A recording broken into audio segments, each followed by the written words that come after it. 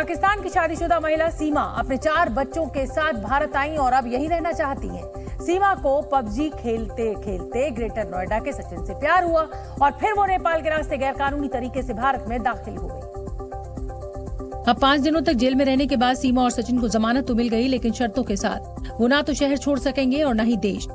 जी news से सीमा ने बताया कि उसे भारत का वीजा नहीं मिल पाया था और इसी वजह से वो गैरकानूनी तरीके से हिंदुस्तान आई। पहले तो मैंने यहाँ के वीजे के लिए कोशिश करी, मुझे यहाँ का वीजा नहीं लगा क्योंकि मैंने सारे डॉक्यूमेंट पासपोर्ट वगैरह सारे बनवा लिए थे। मैंने अपना छोटा सा मेरा घर था वो बेचा था मैंने। सारे कागजात बनाने के बाद मेरा पहला ही मैंने फोटो खिंचवाए इंडिया के वीजे के लिए, विदाउट मतलब दुपट्टा नहीं हो, गला दिखना चाहिए, कान दिखने चाहिए, इस तरह के। उन्होंने मुझे कहा कि आप फोटो खिंचवा के एम्बेसी में जमा करवाओ। आधार कार्ड इनका मंगवाया मैंने, वहाँ कॉपी करवाई, वो भी मैंने जमा करवाने के लिए उन्होंने कहा, पर मुझे यहाँ का वीजा नहीं मिला। बताया जा रहा है कि सीमा हैदर का भाई पाकिस्तान की सेना में है। ऐसे में सीमा के पाकिस्तानी जासूस होने के कयास भी लगाए जा रहे हैं, लेकिन सीमा हैदर का कहना है कि वो जांच के लिए भी तैयार है और जेल जाने के लिए भी, लेकिन पाकिस्तान वापस नहीं जाएगी। मैं वापस नहीं जाना चाहती सर, मैं यहाँ की जेल में जीवन बिता लूंगी, मुझे वापस ना भेज दें। मैं रिक्वेस्ट करती हूँ, मेरे बच्चों की और मेरी जिंदगी वहाँ खतरे में रहेगी सर। मैं वापस नहीं जाऊँ, मुझे जेल में जीना कबूल है, इनके और बच्चों के साथ मैं वापस नहीं जाऊंगी सर। वहीं सचिन का पूरा परिवार पाकिस्तानी महिला सीमा के साथ है, जबकि सीमा का कहना है कि उसने हिंदू धर्म अपना लिया है और वो गंगा में डुबकी लगाने के बाद सचिन से कोर्ट मैरिज करेगी। जी न्यूज से बातचीत में सीमा ने यह भी बताया कि वो पाकिस्तान में भी अपनी मांग में सचिन के नाम का ही सिंदूर भरती थी। हमारी शादी हो चुकी तो मैं पाकिस्तान में भी ये सिंदूर और मेरे तो मंगलसूत्र होता। सवाल नहीं उठाते थे लोग? नहीं, क्योंकि मैं अकेली रहती थी। कुछ लोगों को पता था कि मैं इनको बहुत प्यार करती हूँ, तो मना करते थे ऐसा मत करो, ये पाकिस्तान है। तो मैंने कहा नहीं, मैं इनसे बहुत प्यार करती हूँ, मेरे पति की निशानी है और मेरे सचिन जिंदा है, तो मैं कभी भी नहीं करूँगी ऐसा। सीमा ने यह भी बताया कि उसे जान से मारने की धमकियां मिल रही हैं। कल एक औरत आई थी, दिल्ली से आई थी, मुझे कह रही मैं खास तुमसे मिलने आई हूँ, तुम्हें बताने आ रही हूँ कि यहाँ के मुस्लिम कह रहे हैं कि हम सीमा को 1 महीना भी जिंदा नहीं रहने देंगे। वहीं सीमा ने कहा कि भले ही लोग धर्म परिवर्तन करने की वजह से उससे नफरत करें, लेकिन वो हिंदू धर्म में ही रहेगी। मैं हिंदू धर्म में आ चुकी हूँ सर। ये आज की नहीं, मार्च की बात है। मार्च से लेके मैं हिंदू ही हूँ, तब से मैंने कोई ईद नहीं मनाई। अभी ईद आई थी तब हमने कोई ईद नहीं मनाई। सीमा का पाकिस्तान से भारत आना, यहाँ आकर सचिन मीणा से शादी करना, हिंदू धर्म अपनाना, ये तमाम चीजें पाकिस्तान के कठमुल्लाओं को रास नहीं आ रही। पाकिस्तान के ज्यादातर लोग सीमा हैदर के इस्लाम छोड़कर हिंदू बनने से नाराज हैं और उसे सजा देने की मांग कर रहे हैं। पाकिस्तानियों की इस राय से साबित हो जाता है कि वहाँ किस तरह धार्मिक कट्टरता की जड़ें गहरी हो चुकी हैं। पिछले कुछ दिनों से आसमान से बरस रही आफत ने ऐसी तबाही मचाई कि हाहाकार मच गया। कहीं पुल बह गए तो कहीं तिनके की तरह पहाड़ टूट गए। नदियों ने ऐसा रौद्र रूप दिखाया कि लोगों की जान पर बन आई। और आगे भी मौसम की मार का अनुमान जताया गया है। भारी बारिश की वजह से हिमाचल में नदी नाले उफान पर आ गए, जिसकी वजह से चंबा, कुल्लू, शिमला, सिरमौर, सोलन और मंडी में जनजीवन पूरी तरह से अस्त व्यस्त हो गया। आगे भी इन जिलों में खराब मौसम को लेकर अलर्ट जारी किया गया है। इस बीच कुल्लू से सामने आए एक वीडियो को देखकर लोगों की सांसें अटक गईं। वहां व्यास नदी का जलस्तर बढ़ने की वजह से तबाही के हालात दिखे। पानी के प्रहार की वजह से गुरुद्वारा भी, मणिकरण साहिब और शिव मंदिर को जोड़ने वाला पुल बाढ़ के पानी से टूट गया। पानी की रफ्तार इतनी तेज थी कि पुल के मजबूत हिस्से पानी के ठोकरों को झेल नहीं पाए और फिर पुल का पुर्जा पानी में बहता चला गया। बताया जा रहा है कि बारिश की वजह से हिमाचल में अभी तक 12 से ज्यादा छोटे बड़े पुल बह चुके हैं, जबकि सैकड़ों मकानों को भारी नुकसान पहुंचा। साथ ही लैंडस्लाइड की वजह से हिमाचल प्रदेश में 800 से ज्यादा सड़कें बंद हो गईं, जिनमें चंडीगढ़ मनाली नेशनल हाईवे भी शामिल है, जिसे पहाड़ से गिरे भारी मलबे की वजह से बंद करना पड़ा। इसका ड्रोन से लिया गया एक वीडियो भी सामने आया, जिसमें पहाड़ का एक बड़ा हिस्सा दरक कर सड़क पर भारी तादाद में गिरा दिखा। ये मलबा इतना ज्यादा था कि सड़क से होता हुआ ये मलबा नीचे बह रही नदी तक गिरा नजर आया। पहाड़ों से गिरी ये चट्टानें सड़क के 2 हिस्सों में गिरी थी, जिसकी वजह से कई किलोमीटर की सड़क पूरी तरह से बंद हो गई और सड़क किनारे गाड़ियों की लंबी कतारें नजर आईं। वहां ब्यास नदी का जलस्तर बढ़ने की वजह से निचले इलाके अभी भी पानी में डूबे हुए हैं, जिससे लोगों की परेशानियां अभी भी कम नहीं हुई। इस बीच हिमाचल प्रदेश के उप मुख्यमंत्री मुकेश अग्निहोत्री ने बाढ़ प्रभावित इलाके का दौरा किया। ब्रिजेज बह गए हैं, लोगों के होटल्स बह गए हैं, लोगों की घर बह गए हैं, या फिर लोगों के घरों में पानी घुस गया है। तो एक तो है कि लोगों को सुरक्षित रखना है। इस बीच मौसम विभाग ने हालात को देखते हुए प्रदेश में 3 से 4 दिनों के लिए ऑरेंज अलर्ट जारी किया। हिमाचल प्रदेश में भारी बारिश की वजह से हालात किस कदर खराब हैं, इसका अंदाजा वहां से आ रही तस्वीरों से साफ लगाया जा सकता है। कुल्लू से रोंगटे खड़े कर देने वाला एक वीडियो सामने आया है, आप भी देखिए। जिसमें दिखा कि ब्यास नदी के पानी के बहाव में एक ट्रक बहता चला जा रहा था। पानी में बहते ट्रक को देखकर अंदाजा लगाया जा सकता था कि नदी कितनी तेज रफ्तार में वहां बह रही थी, जिसके सामने कुछ भी टिक पाना नामुमकिन था। ये ट्रक भी नदी के किनारे की सड़क पर पार्क था, जो पानी के बहाव में फंसकर बहता चला गया।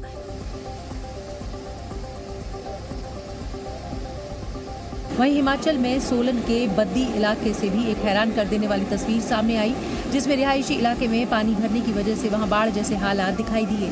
कॉलोनी में पानी इतनी तेज रफ्तार में आया कि वो अपने साथ सब कुछ बहा कर ले गया।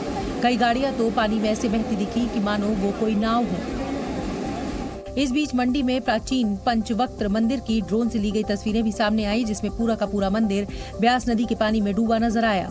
बताया जा रहा है कि इस बाढ़ से मंदिर को काफी नुकसान पहुंचा। सिर्फ नदियों का बढ़ा जलस्तर ही आफत नहीं बरसा रहा। हिमाचल प्रदेश में जगह जगह हो रही लैंडस्लाइड से भी लोगों की परेशानियां रोजाना बढ़ रही हैं, जिसका एक वीडियो किन्नौर से सामने आया, जहां नेशनल हाईवे 5 के पास रमनी पुल के पास की सड़क पर भारी लैंडस्लाइड हुआ। पहाड़ से पहले चट्टानों के कुछ हिस्से सड़क पर गिरे और फिर उसके बाद एक बड़ा हिस्सा कुछ पलों में भरभरा कर पूरी सड़क पर गिर गया।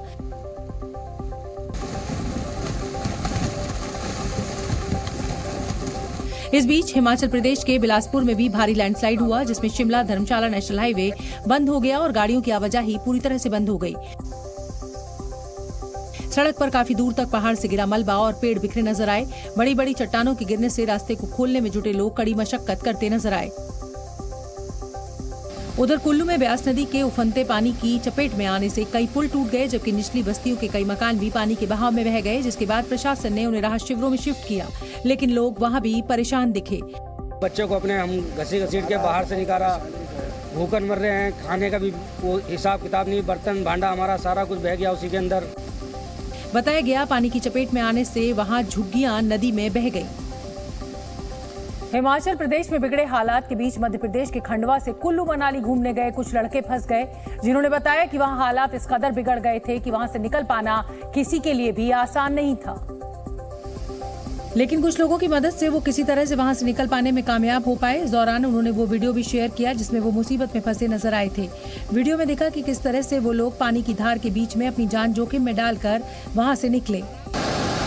हम दिन और रात कैसे निकाली है और हम लोग नीचे कैसे आए हैं वो सिर्फ हमें पता है। वहाँ पर कई लोगों की लाशें हमने अपनी आंखों से देखी। इस दौरान वहां पानी की रफ्तार इतनी तेज थी कि अगर एक कदम भी गलत पड़ता तो उनकी जान बचना मुश्किल थी।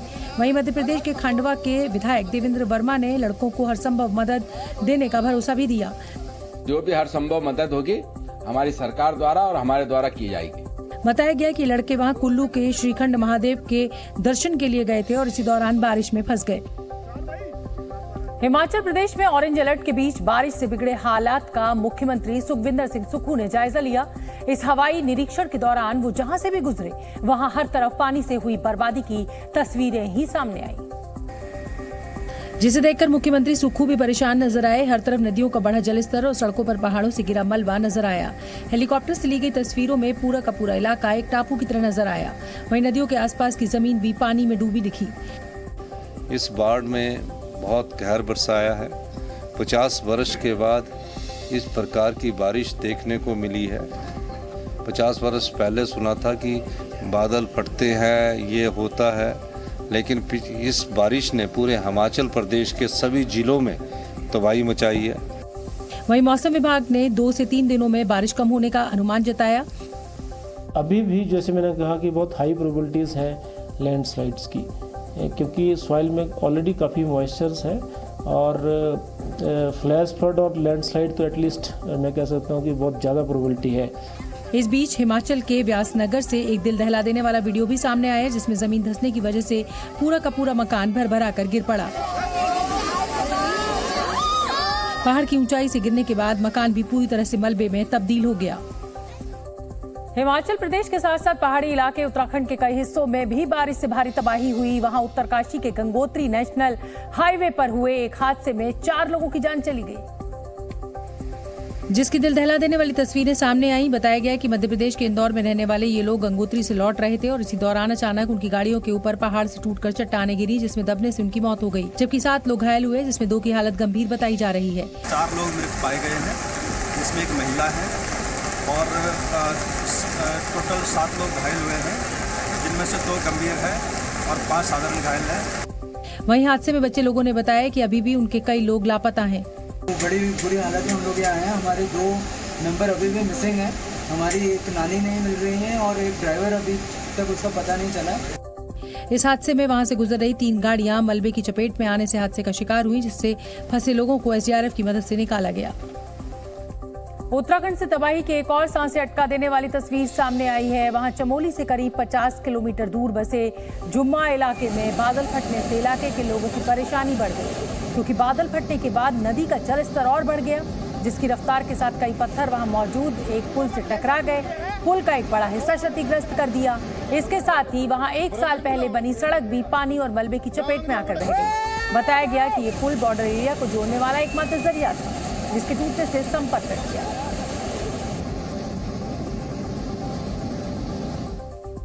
उत्तराखंड के धारचूला में भारी बारिश की वजह से पहाड़ का एक हिस्सा नदी में गिर गया और समा गया पानी में। पानी की वजह में हो रही कटान के कारण थोड़ी थोड़ी जमीन धंसी और फिर एक बड़ा हिस्सा भरभरा कर नदी में समाया। जिस जगह पहाड़ का ये हिस्सा गिरा उसके ठीक ऊपर एक मकान भी था, जो जमीन धंसने के साथ ही नदी में समा गया। बताया गया कि हालात को देखते हुए प्रशासन ने पहले ही वहां से 100 से ज्यादा परिवारों को हटा दिया। भारी बारिश की वजह से उत्तराखंड के हरिद्वार में बाढ़ जैसे हालात दिखे। जहां तक नजर गई वहां सिर्फ पानी ही पानी। सड़कें समुंदर में तब्दील हो गई। लोग कमर तक भरे पानी में डूबकर चलने के लिए मजबूर दिखाई दिए। हालात ये हो गए कि पानी में फंसकर कई लोगों की गाड़ियां बंद हो गई, जिन्हें धक्का देकर निकाला गया। इस दौरान कई गाड़ियां तो पूरी तरह से पानी में डूबी नजर आई, तो सड़कों पर जमा बारिश का पानी कुछ जगहों पर इमारतों की पहली मंजिल तक पहुंच गया, जिसमें मकान, दुकान सब पानी में डूबे नजर आए।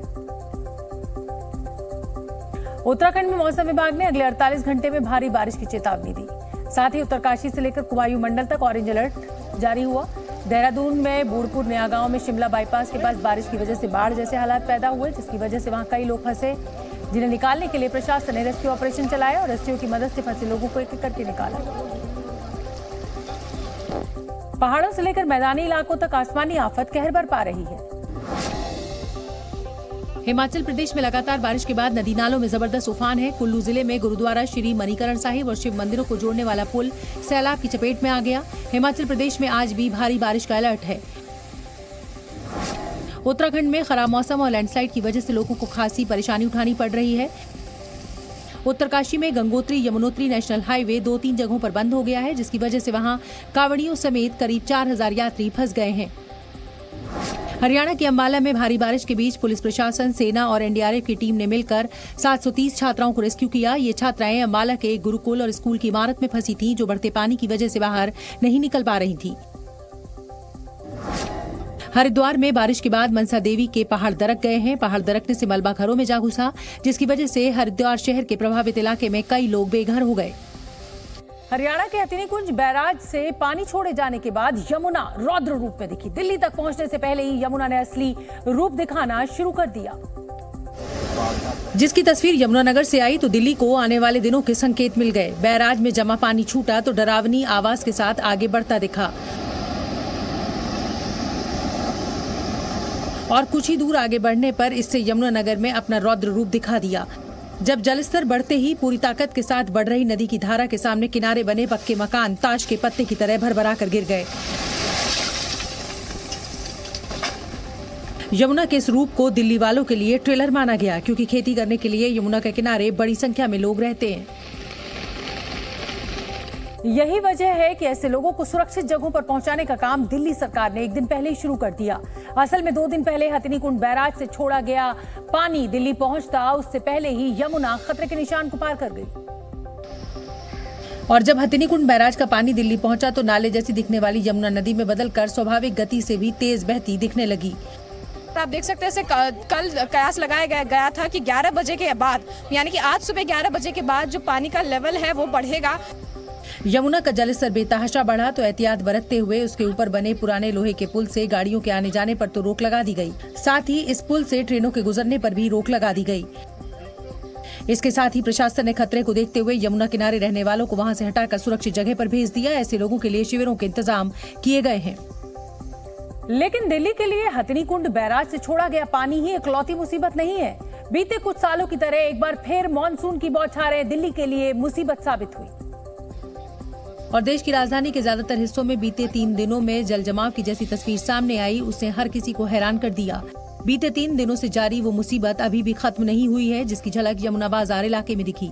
बताया गया कि 2013 के बाद पहली बार यमुना बाजार के निचले इलाके में पानी भरा। ऐसा हुआ तो घुटने भर पानी में आने जाने को मजबूर लोग दिल्ली सरकार को कोसने लगे। दिक्कत होने से बाहर कोई गवर्नमेंट की तरफ से व्यवस्था नहीं की गई, दिल्ली सरकार की तरफ से। दिल्ली के निचले इलाके ही नहीं, मानसून ने दिल्ली के पॉश माने जाने वाले इलाकों में भी सरकार और नगर निगम की तैयारियों की पोल खोल दी। चूंकि मानसून ने देश की राजधानी की बारिश से निपटने की तैयारियों पर सवाल खड़े कर दिए और आम जनता इसकी वजह से बेहद परेशान दिखी। इसलिए दिल्ली के उपराज्यपाल वी के सक्सेना को प्रशासन की तैयारियों का जायजा लेने खुद जमीन पर उतरना पड़ा। और जब उन्होंने ग्राउंड जीरो पर जाकर हालात का मुआयना करने का फैसला किया तो सबसे पहले वो यमुना बाजार इलाके में ही पहुंचे, जहां करीब 1200 लोग खतरे के बीच जीने को मजबूर बताए गए। जैसे ही यहाँ रहने वालों को एलजी के पहुंचने की खबर मिली, लोग उनसे मिलने घरों से बाहर पानी में और छतों पर निकल पड़े। ऐसा हुआ तो एलजी को भी उनकी परेशानी जानने के लिए पानी में उतरना पड़ा। दिल्ली की जनता वाटर लॉगिंग से परेशान है। ये एक हर साल का रिचुअल बनकर चला आ रहा है। इसके बाद तो एलजी सरकार और प्रशासन की नाकामियों को मानने को मजबूर दिखे। जो सीवेज की क्लीनिंग होनी चाहिए वो नहीं होती है, जो ड्रेन वाटर को हार्वेस्ट करना चाहिए या उसको प्रॉपर ट्रीट करना चाहिए वो नहीं हो रहा है। सालों साल से जो नहीं हुआ है उसकी वजह से हर वक्त वाटर लॉगिंग होती है। जाहिर है मानसून में दिल्ली की बदहाली के लिए एलजी के निशाने पर दिल्ली सरकार और एमसीडी रहे। हालात का जायजा लेने प्रभावित इलाके पहुंचे उपराज्यपाल ने प्रशासन की नाकामियों को गिनाया, साथ ही फिर ऐसी नौबत नहीं आए उसके उपाय भी सुझाए। और यमुना बाजार से लौटते लौटते उन्होंने वादा किया कि अगले साल दिल्ली के लोगों को ऐसी तकलीफ वो नहीं उठाने देंगे। हालांकि मुख्यमंत्री अरविंद केजरीवाल के रिकॉर्ड तोड़ बारिश को मुसीबत की वजह बताने से वो सहमत नहीं दिखे। नेचर कभी कोई चीज बताकर नहीं आता है, हमें उसके लिए तैयार रहने की जरूरत है। यमुना बाजार से एलजी आगे बढ़े तो प्रगति मैदान के उस टनल पर पहुंच गए जो पानी भरने की वजह से बंद है। टनल की स्थिति देखने के बाद एलजी अधिकारियों को हिदायत देते नजर आए। इस दौरान अधिकारियों की लीपापोती पर कई बार उनका सब्र जवाब देता दिखा। एक तरफ एलजी का दौरा चलता रहा तो दूसरी तरफ सड़क धंसने की खबरें आती रहीं। इंडिया गेट सर्कल पर सड़क के एक हिस्से के धंसने से परेशानी बढ़ी। तो ऐसी ही तस्वीर पौष इलाके ग्रेटर कैलाश से आ गई, जहां सावित्री सिनेमा के पास सड़क के धंसने से खतरनाक गड्ढा बन गया। ओडिशा से तमिलनाडु जा रही ट्रेन से अचानक धुआं निकलने लगा। ओडिशा के ब्रह्मपुर स्टेशन के पास चलती ट्रेन से अचानक धुआं निकलता दिखाई दिया, जिसके बाद वहां अफरा तफरी फैल गई। लोग हड़बड़ी में ट्रेन से उतरने लगे। घटना के वक्त विवेक एक्सप्रेस असम के डिब्रूगढ़ से तमिलनाडु के कन्याकुमारी जा रही थी। आंध्र प्रदेश के जनजातीय इलाकों में भारी बारिश के बाद चट्टानें खिसक गईं। अल्लूरी, सीताराम राजू जिले में बोर्रा और खड़कवासला के बीच बड़े बड़े बोल्डर रेलवे ट्रैक पर आ गिरे, जिन्हें भारी मशीनों की मदद से हटाया गया। पश्चिम बंगाल के नादिया जिले में पुलिसकर्मी के साथ मारपीट का वीडियो सामने आया। वीडियो 8 जुलाई का बताया जा रहा है, जब पुलिसकर्मी पंचायत चुनाव में ड्यूटी पर था और लोगों की भीड़ को हटा रहा था। तभी उसे घेर कर लाठी डंडों से पीटना शुरू कर दिया। मामले में 9 लोगों को गिरफ्तार भी किया गया है। आंध्र प्रदेश के नेल्लोर में एक थर्मल पावर स्टेशन में भयंकर आग लग गई। नीलातूर में मौजूद Shri Damodaram Sanjeevaiah thermal power station से आग की लपटों समेत जबरदस्त धुआं उठता दिखा। हालांकि आग कैसे लगी इसकी वजह भी साफ नहीं है। दूसरे कई राज्यों की तरह बाढ़ ने हरियाणा का भी बुरा हाल कर दिया। अंबाला में तो बाढ़ की वजह से करीब 730 बच्चे 2 स्कूलों में फंस गए, जिसकी खबर मिलने पर एनडीआरएफ और एसडीआरएफ की टीम को मदद के लिए भेजा गया। और बच्चों के फंसे होने की जानकारी मिलते ही राहत बचाव टीम मौके पर पहुंच गई। चूंकि मामला बच्चों से जुड़ा था, इसलिए राहत बचाव टीम ने बेहद सावधानी से ऑपरेशन शुरू किया और रस्सी के घेरे के साथ ही सुरक्षा चक्र बनाकर इन्हें बाहर निकालने का अभियान चलाया। अंबाला के निचले इलाके में फंसे लोगों को बचाने के लिए भी सेना और दूसरी एजेंसियों का राहत अभियान लगातार चलता रहा। हरियाणा में अंबाला में ज्यादा हालात जो थे वो खराब दिखे। मुसीबत में फंसे लोगों की जान पर ना बनाए, इसके लिए सेना ने तो मोर्चा संभाला ही। हरियाणा सरकार के मंत्री अनिल विज भी नाव से गली मोहल्ले का हाल जानने निकल पड़े। और अनिल विज संकट की इस घड़ी में लोगों के साथ खड़ा होने का भरोसा देते दिखे। बताया गया कि घग्गर, टांगरी और मारकंडा नदी में उफान की वजह से शहरी और ग्रामीण इलाके पानी में डूब गए। यहाँ तक कि नेशनल हाईवे तक नदी जैसा नजर आने लगा। कॉलोनी पड़ती है, ये मनमोहन नगर कॉलोनी पड़ती है। ये जो इलाका है पिछले 2 दिनों से काफी ज्यादा इफेक्टेड है। अंबाला यमुनानगर रूट पर तो एक बस ही पानी में फंसने के बाद पलट गई। हालांकि राहत बचाव अभियान के जरिए इसमें सवार सभी 27 लोगों को बचा लिया गया। भारी बारिश की वजह से करनाल के बड़े इलाके का भी बाकी दुनिया से संपर्क टूट गया। आफत तो पंचकुला पर भी टूटी जब बीते 3 दिनों से जारी बारिश की वजह से पूरा इलाका पानी से घिर गया। यही नहीं, जगह जगह सड़कों के टूट जाने और पेड़ों के गिरने की वजह से मोरनी इलाके का संपर्क पंचकुला से टूट गया और हर तरफ दूर दूर तक पानी ही पानी नजर आने लगा। हालांकि मोरनी इलाके को पंचकुला से जोड़ने के लिए प्रशासन ने अभियान छेड़ दिया, लेकिन इसका फिलहाल कोई नतीजा नहीं निकल पाया।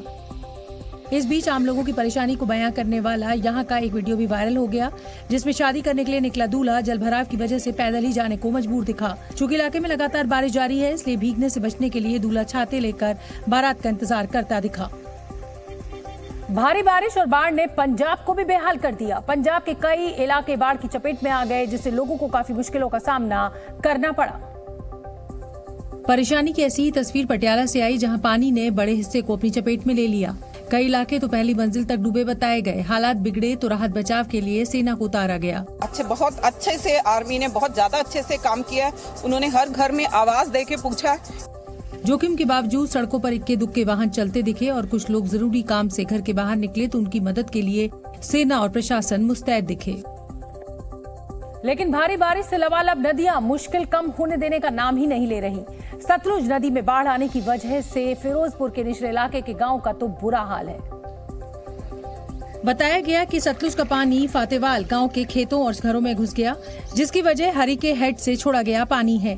हालत बद से बदतर न हो, इसे ध्यान में रखकर हुसैनी वाला हेड से 55,000 क्यूसेक पानी पाकिस्तान की ओर छोड़ा गया है। हालांकि इन उपायों के बावजूद कई गांव पानी से घिरे दिखे और लोग मुसीबत में जूझते नजर आए। हालात और बिगड़ने से जान पर खतरे का अंदेशा है, इसलिए बड़ी तादाद में लोग सुरक्षित ठिकानों की ओर जाते भी दिखे। कई लोग तो अपने घरों में माल, डंगर और सामान लेकर ऊंची जगह पर जाते हुए दिखे थे। साथ ही कटान से बचाव का उपाय भी करते दिखे। राजस्थान के तो कई जिले भारी बारिश के बाद बाढ़ की चपेट में हैं। 12 जिले में लगातार बारिश की वजह से सीसवाली खाड़ी नदी में तो बाढ़ आ चुकी है, जिसकी वजह से नदी का पानी पुल के ऊपर से गुजरने लगा। पूरा पुल नदी के पानी में डूब गया, लेकिन इसके बावजूद कई लोग जान को जोखिम में डालकर पुल को पार कर रहे थे। दरअसल नदी पर एक ब्रिज का निर्माण चल रहा है, उसके पास ही एक कम ऊंचाई का बाईपास पुलिया बनाया गया है, लेकिन भारी बारिश के बाद उफनती नदी का पानी बाईपास पुलिया पर आ गया। इसकी वजह से यहाँ के लोगों को भारी परेशानी का सामना करना पड़ रहा है। राजस्थान के ही धौलपुर में लगातार 2 घंटे की बारिश ने आम लोगों का जीना मुहाल कर दिया। बारिश के बाद सड़क और मोहल्लों में पानी दरिया की तरह बहने लगा। घुटनों से भी ऊपर भरे पानी में गाड़ियां फंस गईं। 2 पहिया और 4 पहिया गाड़ियां पानी में आधी डूब गईं।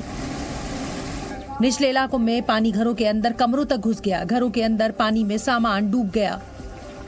धौलपुर में 2 घंटे की बारिश के बाद कचहरी परिसर में संतोषी माता मंदिर में भी पानी भर गया। वकीलों के फर्नीचर तो पानी में आधे डूब गए। अजमेर में बारिश की वजह से लोगों की मुश्किलें कम होने का नाम नहीं ले रही हैं। बीती रात झमाझम बारिश ने अजमेर की सड़कों को नदी में तब्दील कर दिया और सड़क पर पानी ऐसे बह रहा था जैसे कोई तेज रफ्तार नदी बह रही हो। भारी बारिश के बाद दरगाह बाजार, नला बाजार और मदार गेट पर पहाड़ों से पानी आ रहा है।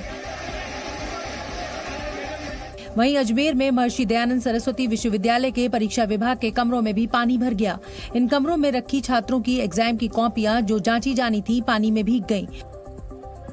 उत्तर पुस्तिकाएं अलग अलग कॉलेजों से यहां पर जांचने के लिए आई थी, लेकिन कमरों में पानी भर जाने से सैकड़ों कॉपियां पानी में भीग गईं। राजस्थान के पाली में भारी बारिश के बाद एक अजब वाकया पेश आया। चोरी के एक आरोपी को कोर्ट में पेशी के लिए बोट से ले जाना पड़ा, क्योंकि थाने के अंदर और बाहर 3 फीट से ज्यादा पानी भर गया था। थाने के चारों ओर पानी ही पानी था। हैप्पी सिंह उर्फ होशियार सिंह को पुलिस ने ट्रैक्टर चोरी के आरोप में पकड़ा था। उसकी पुलिस रिमांड खत्म हो गई थी और उसे कोर्ट में पेश करना था। पुलिस वीडियो कॉन्फ्रेंसिंग के जरिए पेशी चाहती थी, लेकिन कोर्ट ने इनकार कर दिया। इसके बाद बोट मंगाई गई। बोट में बैठाकर आरोपी को थाने से बाहर लाया गया, फिर ट्रैक्टर में बिठाकर बाहर मुख्य सड़क तक छोड़ा गया। तब जाकर आरोपी की कोर्ट में पेशी हुई। लिथुआनिया में नेटो का सम्मेलन शुरू हो गया है। उससे पहले नेटो चीफ ने एक बड़ा ऐलान किया। स्वीडन जल्दी नेटो का हिस्सा बन सकता है। नेटो चीफ जेंस स्टोल्टनबर्ग ने इसकी घोषणा करते हुए बताया कि तुर्की के राष्ट्रपति तैयब एर्दोआन अपनी नेशन असेंबली में स्वीडन के नेटो से जुड़ने का प्रस्ताव पेश करने के लिए मान गए हैं। अमेरिका के उत्तर पूर्व में भारी बारिश से बाढ़ जैसे हालात बन गए हैं। न्यूयॉर्क के ऑरेंज काउंटी में बारिश के बाद सड़कों पर अचानक इतना पानी आ गया कि गाड़ियां फंस गई। रेस्क्यू टीम ने रस्सी की मदद से सड़क पर फंसे लोगों को सुरक्षित बाहर निकाला। अमेरिका के कैलिफोर्निया में एक छोटा विमान लॉन्ग बीच एयरपोर्ट पर क्रैश हो गया। विमान का अगला हिस्सा हैंगर से जा टकराया। विमान में सिर्फ पायलट सवार था, जिसे इमरजेंसी टीम ने मलबे से सुरक्षित बाहर निकाला। आइसलैंड की राजधानी के पास ज्वालामुखी विस्फोट हुआ है। तस्वीरों में वहां लावा फूटने के बाद आसमान में कई मीटर तक धुएं का गुबार नजर आया। हालांकि ज्वालामुखी विस्फोट से वहां किसी तरह के खतरे की बात नहीं है। गाड़ियों की सुरक्षा जितनी हाईटेक होती जा रही है, चोर भी उतने ही स्मार्ट होते जा रहे हैं। कार चोरी का नया हथियार बना है गाड़ियों के शीशे पर लगा बारकोड। जी हां, दिल्ली पुलिस के मुताबिक कार चोर अब हाईटेक सिक्योरिटी सिस्टम और पुश स्टार्ट फीचर वाली कारों को निशाना बना रहे हैं। पुलिस ने बताया कि कार चोरों का एक गिरोह है जो गाड़ियों के विंडो ग्लास पर लगे बारकोड की तस्वीर खींचता है। विंडो ग्लास पर चिपके बारकोड में गाड़ी के सिक्योरिटी सिस्टम का यूनिक कोड होता है। फोटो खींचने के बाद बारकोड वाली तस्वीर को दुबई में बैठे हैंडलर्स को भेजा जाता है। दुबई में मौजूद हैंडलर्स कार के सिक्योरिटी सिस्टम को अनलॉक कर उसका यूनिक कोड बदल देते हैं। इसके बाद नया सिक्योरिटी कोड मिलते ही चोरों को कार का एक्सेस मिल जाता है और वो मौका देखकर कार को बड़ी आसानी से खोलते हैं और उसे लेकर फरार हो जाते हैं। इतना ही नहीं, दुबई में बैठे हैंडलर्स कार के जीपीएस सिग्नल को भी जाम कर देते हैं ताकि कार चोरी होने पर उसके मालिक को ना तो मोबाइल पर कोई अलर्ट मिल पाए और ना ही उसकी लोकेशन का पता चल सके। दिल्ली पुलिस ने इस स्मार्ट कार चोर गिरोह का पर्दाफाश एटीएम लूट की जांच के दौरान किया, क्योंकि एटीएम लूटने वाले गिरोह जिन कारों का इस्तेमाल कर रहे थे वो भी चोरी की होती थी। पश्चिम बंगाल में पंचायत चुनावों में टीएमसी ने बाजी मार ली है। अब तक की हुई काउंटिंग में टीएमसी ने बड़ी जीत हासिल की है। बीजेपी और लेफ्ट पार्टियां टीएमसी से काफी पीछे हैं। इसलिए नतीजों के ऐलान के बाद टीएमसी कार्यकर्ता जश्न में डूब गए। पुरुलिया में टीएमसी कार्यकर्ताओं ने एक दूसरे को रंग लगाकर खुशियां मनाई। बंगाल की 63,229 ग्राम पंचायत सीटों में से ज्यादातर सीटों पर टीएमसी ने जीत हासिल की। अब तक के नतीजों में बीजेपी बंगाल में दूसरे नंबर पर रही, जबकि लेफ्ट पार्टियां तीसरे नंबर पर। पश्चिम बंगाल में 63,229 ग्राम पंचायत सीटें हैं। शाम 5 बजे तक जो नतीजे सामने आए उसके मुताबिक टीएमसी ने बाकी पार्टियों को बहुत पीछे छोड़ दिया है। टीएमसी ने ग्राम पंचायत की 16,330 सीटों पर जीत हासिल की है, तो वहीं बीजेपी ने 3,790 सीटों पर जीत दर्ज की है। सीपीएम ने 1,206 सीटों पर कब्जा करने में कामयाबी पाई। सीपीआई की अगर बात करें तो उसके खाते में सिर्फ और सिर्फ 10 सीटें गई हैं। वहीं कांग्रेस ने अभी तक 886 सीटों पर कब्जा किया है। निर्दलीयों के खातों में भी एक अच्छी तादाद में सीटें पहुंची हैं। निर्दलीय ने अभी तक 937 सीटों पर जीत दर्ज की है। बंगाल में मतदान के दिन हिंसा सभी ने देखी थी, लेकिन आज काउंटिंग के दिन भी बवाल और हिंसा भड़की। कई जगह टीएमसी और बीजेपी कार्यकर्ता के बीच झड़पें हुई। और बांकुरा के साल्टोरा में टीएमसी और बीजेपी के कार्यकर्ता आपस में भिड़ गए। वहीं उत्तर 24 परगना में दीनबंधु कॉलेज में वोटिंग सेंटर में टीएमसी और बीजेपी के कार्यकर्ताओं के बीच झड़प हुई।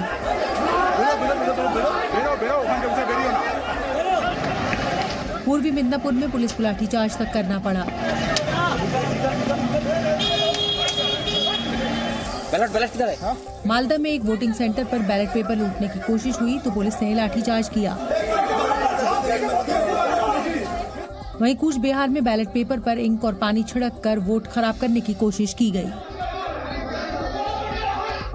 बंगाल में हुई हिंसा को लेकर बीजेपी ने ममता सरकार समेत पूरे विपक्ष को घेरा। बीजेपी ने टीएमसी पर हिंसा कराने का आरोप भी लगाया और कहा कि बंगाल में पंचायत चुनावों में ऐसी हिंसा पहले कभी नहीं देखी गई।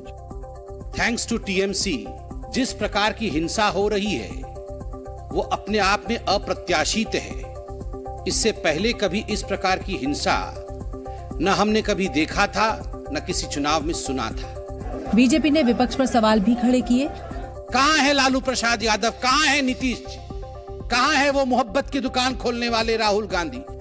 वहीं टीएमसी ने बीजेपी पर पलटवार किया। নোটবন্দি হয়েছে তখন 105 জন মারা গেছিলেন লাইনে দাঁড়িয়ে অ্যান্টি সিএএ আন্দোলন 31 জন 702 জন কৃষক যখন কৃষক বিরোধী কৃষি নীতি নিয়ে চলছে আর 989 জন मिनिमम आचमका लॉकडाउन है। बीजेपी ने काउंटिंग के दिन भी टीएमसी पर गुंडागर्दी का आरोप लगाया।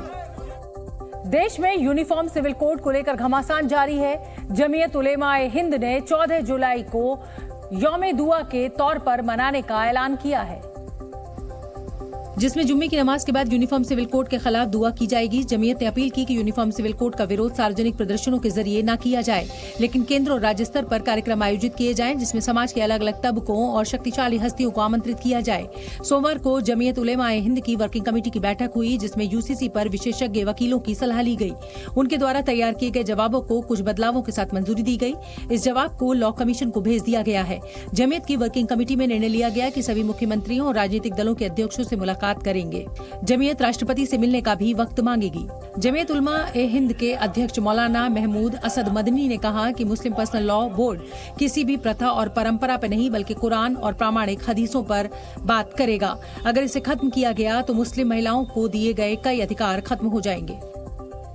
उधर एमआईएम अध्यक्ष असदुद्दीन ओवैसी ने समान नागरिक संहिता के खिलाफ गैर बीजेपी सरकारों और दलों को समर्थन जुटाने के लिए मुलाकातों का दौर भी शुरू कर दिया है और सोमवार को ओवैसी इसी मुद्दे को लेकर तेलंगाना के मुख्यमंत्री से मुलाकात करने पहुंचे। मुलाकात के दौरान ओवैसी के साथ all India Muslim personal law board के अध्यक्ष और तेलंगाना के मुस्लिम संगठनों के अध्यक्ष मौजूद थे। अगर यूसीसी आएगा तो Hindu succession act, Hindu marriage act, ये तमाम चीजें खत्म हो जाएंगी। तो ये मुल्क के लिए ठीक नहीं है। हमारे मुल्क का प्लुरलिज्म हमारे मुल्क की खूबसूरती है। वहीं बीजेपी ने ओवैसी पर यूसीसी को लेकर पलटवार किया। तुष्टीकरण की राजनीति जो जो दल कर रहे हैं वो विरोध करेंगे, और जो जो दल भारत के लिए, भारत के 140 करोड़ के लिए सोचते हैं वो समर्थन में आएंगे। ओवैसी आंध्र प्रदेश के मुख्यमंत्री जगनमोहन रेड्डी से भी मुलाकात के लिए वक्त मांगेंगे। उत्तराखंड में यूनिफॉर्म सिविल कोड को लेकर बनाई गई कमेटी अपना काम खत्म करने वाली है।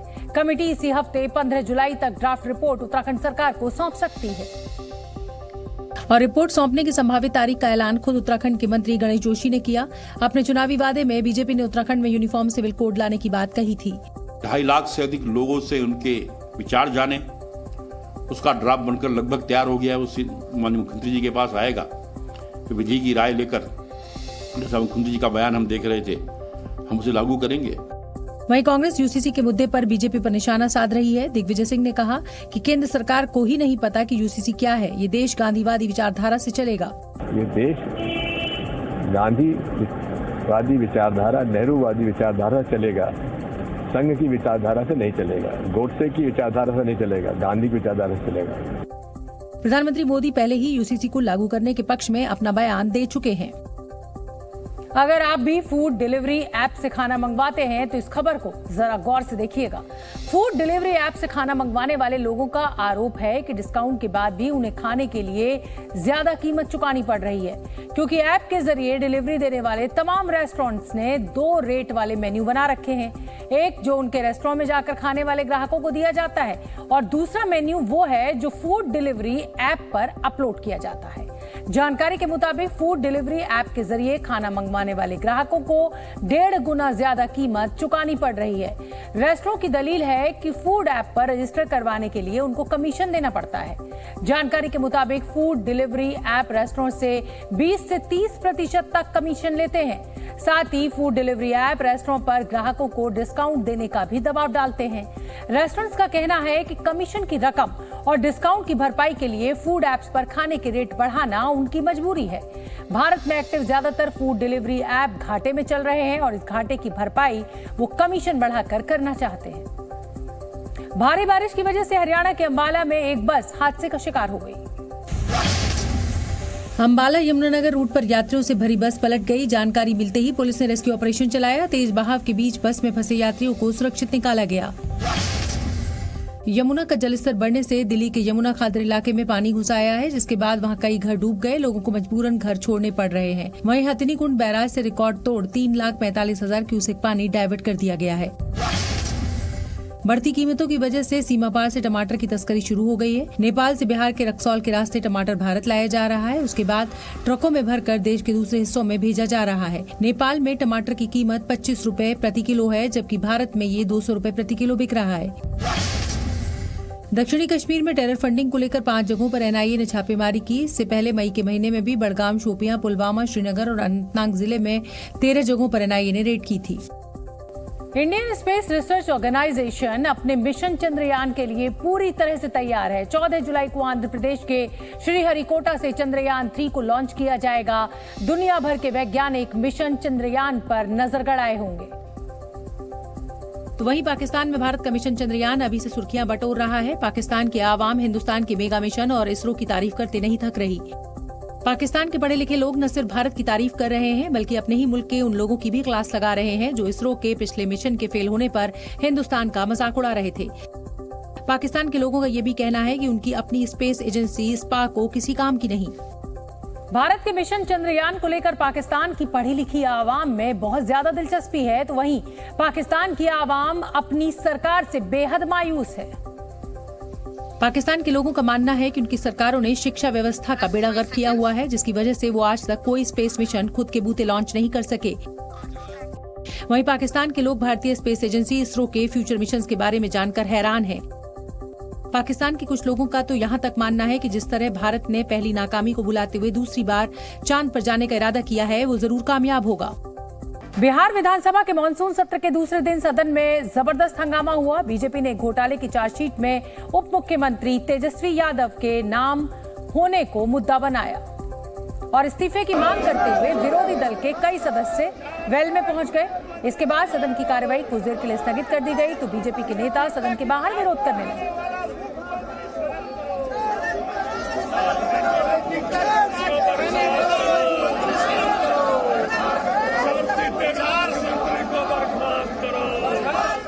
हालांकि आरजेडी ने तेजस्वी के इस्तीफे की मांग को सिरे से खारिज कर दिया।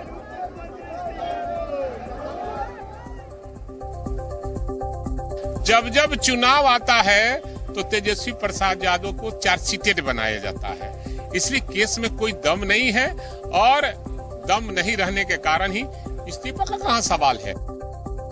वंदे भारत ट्रेनों पर लगातार पथराव की घटनाएं सामने आ रही हैं। यूपी के गोरखपुर से लखनऊ जा रही वंदे भारत एक्सप्रेस पर पथराव हुआ। अयोध्या में ट्रेन पर पत्थर फेंके गए, जिससे उसके कई डिब्बों के शीशे टूट गए। गनीमत रही कि इस दौरान किसी यात्री को चोट नहीं आई। पीएम मोदी ने 7 जुलाई को ही गोरखपुर में वंदे भारत ट्रेन को हरी झंडी दिखाई थी। अनुच्छेद 370 हटाए जाने के खिलाफ सुप्रीम कोर्ट में आज सुनवाई हुई। इस दौरान सीजेआई ने कहा इस मामले में 2 अगस्त से रोजाना सुनवाई की जाएगी। इस पर जम्मू कश्मीर के पूर्व मुख्यमंत्री उमर अब्दुल्ला ने कहा कि हमारा केस मजबूत है। गृह मंत्रालय ने मणिपुर और मिजोरम की सरकार को अवैध निवासियों का बायोमेट्रिक वेरिफिकेशन करने के निर्देश दिए। इसके लिए 30 सितंबर तक का समय दिया। सूत्रों के मुताबिक 2021 में म्यांमार में सत्ता परिवर्तन के बाद करीब 45,000 नागरिक दाखिल हुए थे। सुप्रीम कोर्ट ने बिल्किस बानो के दोषियों की समय से पहले रिहाई के खिलाफ दायर याचिकाओं पर सुनवाई 17 जुलाई तक के लिए टाली। याचिकाओं में मामले के 11 दोषियों को रिहा करने के गुजरात सरकार के आदेश को रद्द करने की मांग की गई। अमेरिका में न्यूयॉर्क से लेकर बोस्टन तक भारी बारिश की वजह से हालात बेहद खराब हो गए हैं, जबकि साउथ कैलिफोर्निया में भूस्खलन और वेरमॉन्ट में अटाकुची नदी के उफान ने लोगों को दहला दिया। वेरमॉन्ट शहर के ज्यादातर इलाके जलमग्न हो गए। अटाकुची नदी सब कुछ अपने साथ बहा ले जाने पर आमादा नजर आई। नदी के किनारे पर बने मकान किसी भी वक्त जल समाधि लेते दिखे, जबकि कई घरों में तो दूसरी मंजिल तक पानी भर गया। ड्रोन से ली गई तस्वीरों में वेरमॉन्ट शहर का ज्यादातर इलाका पानी में डूबा नजर आया। सड़कें सैलाब में समाई दिखी। कुछ घर तो सैलाब में तिनके की तरह बहकर सड़क पर आ गए, जबकि कई इलाकों में सड़कें बाढ़ के पानी में बहकर आई मलबे में भरी हुई नजर आईं। चारों तरफ पत्थर और पेड़ दिखे, जिन्हें बुलडोजर से हटाया गया। वेरमॉन्ट में आई बाढ़ ने एक महिला की जान ले ली, जबकि कई लोग बुरी तरह से जख्मी हो गए। अमेरिकी मीडिया के मुताबिक फ्लैश फ्लड की वजह से कई पुल गिर गए और सड़कों को भी नुकसान पहुंचा। विंचेस्टर में तो एक उफनते बरसाती नाले ने सड़क को ही अपने आगोश में ले लिया। आधी सड़क पानी में समा गई, जिससे यातायात प्रभावित हुआ। ऑरेंज काउंटी में भी कुछ ऐसी ही तस्वीरें नजर आईं। यहाँ भी सड़क पर सैलाब ने कब्जा जमा लिया। दर्जनों गाड़ियां फंस गईं, कुछ गाड़ियां तो बहकर सड़क किनारे आ गईं, जिसके बाद रस्सियों के सहारे गाड़ी में फंसे लोगों को बाहर निकाला गया। यही नहीं, सैलाब के गुजर जाने के बाद का नजारा तो और भी भयावह था। गाड़ियों पर पेड़ गिर गए, सड़कों में दरारें आ गईं और घरों की बुनियाद हिल गई। जबकि न्यूयॉर्क में भारी बारिश की वजह से कई जगह पर भूस्खलन हुआ, जिससे सड़कें तबाह हो गईं और वहां मौजूद घरों में मलबा घुस गया।